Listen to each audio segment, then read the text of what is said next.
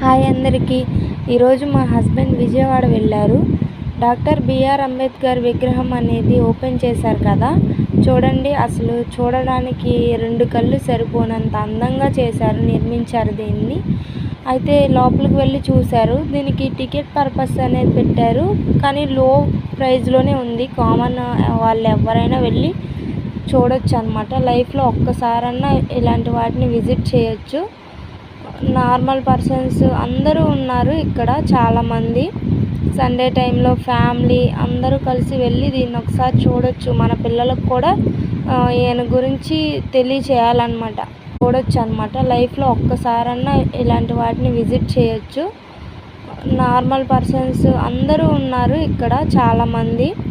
Sunday టైంలో family అందరూ కలిసి వెళ్ళి దీన్ని ఒకసారి చూడొచ్చు. మన పిల్లలకు కూడా ఈయన గురించి తెలియచేయాలన్నమాట.